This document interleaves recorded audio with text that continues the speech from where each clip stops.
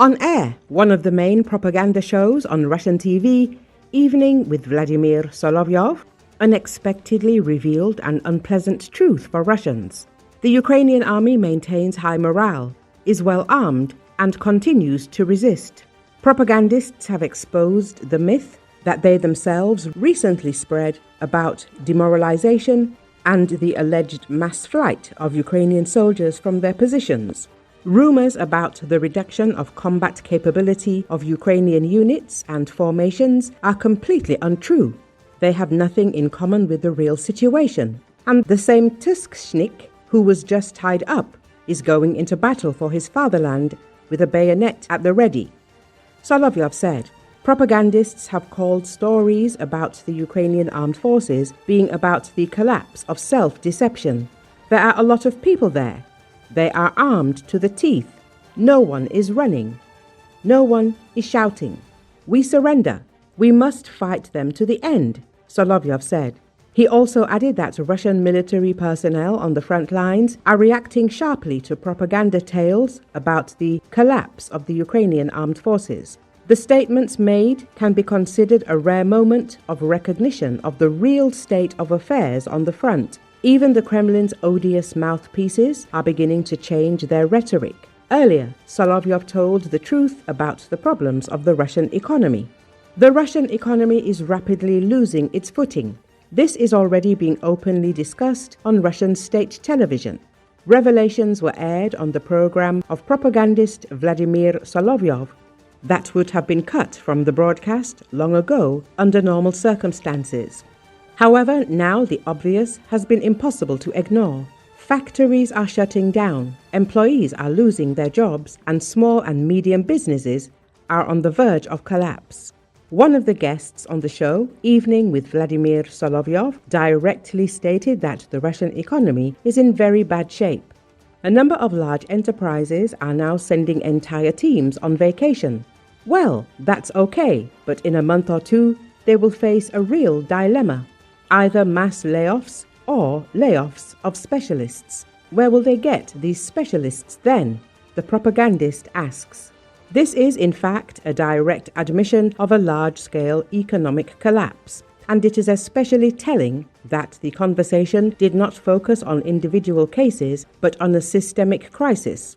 The expert noted that from 2013 to 2019, the growth rate of the Russian economy was below 2%, and the GDP in dollar terms even decreased. We were consistently lagging behind, Solovyov concluded.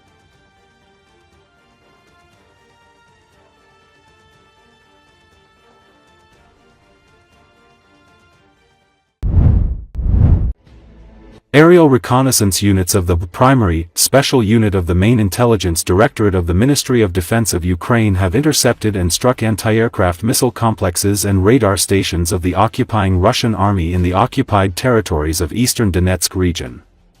As a result of the strikes carried out by the unit's kamikaze drones, 3 Podlyet 48Y6 K1 radar stations, 2 NIA-BSV radar stations, 2 launchers of the S-300B anti-aircraft missile complex, and a P-8 radar station belonging to the occupying army were destroyed by explosions.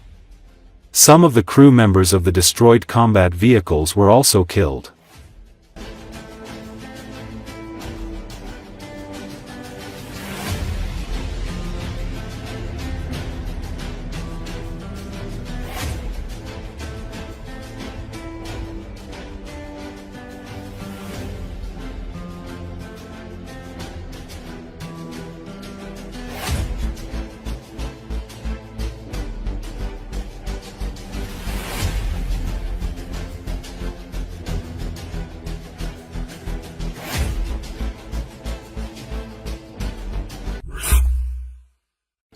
The Ukrainian 3rd Assault Brigade conducted a groundbreaking operation by employing FPV drones alongside ground-based kamikaze drones to attack fortified Russian infantry positions in the Borova direction.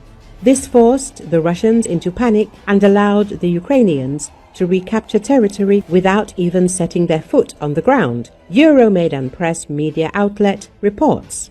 The Ukrainian 3rd Assault Brigade now the leading formation within Ukraine's 3rd Army Corps after recent restructuring, operates in the Borova direction and is frequently deployed in offensive operations across the entire sector.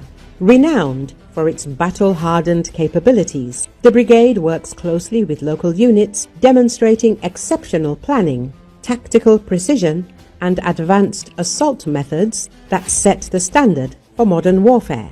This status was recently confirmed through an unprecedented achievement.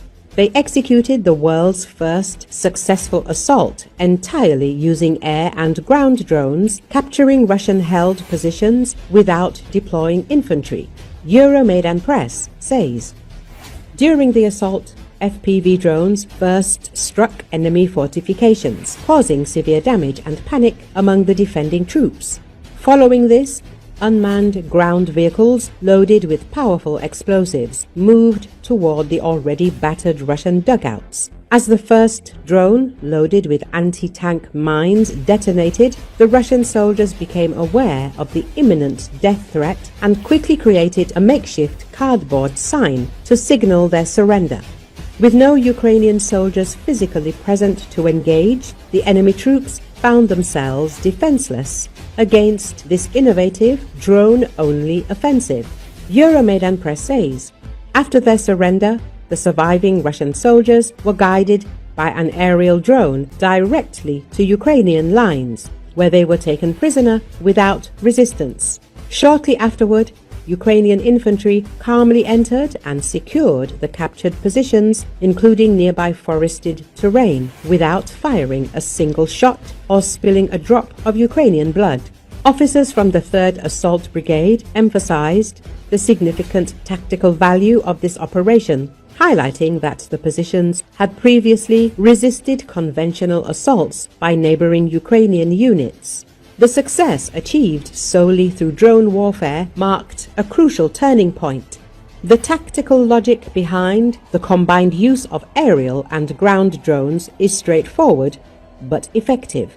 While aerial drones excel in reconnaissance, target identification, and precision strikes, ground-based UGVs offer complementary capabilities due to their higher payload capacity, improved concealment, and ground-level approach. Euromaidan Press reports Ukrainian ground drones, many of them affordable and domestically produced, can carry significantly heavier explosives compared to airborne drones, making them ideal for breaching reinforced enemy positions or performing destructive assaults from a new, unexpected perspective.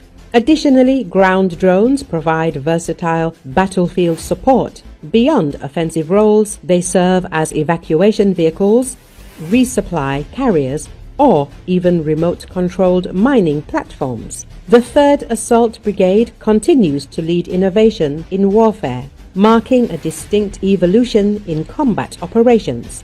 Although drones had been extensively utilized before for softening enemy positions, reconnaissance and support tasks, successfully capturing enemy-held territory exclusively through drone technology represents a new era in ground combat operations.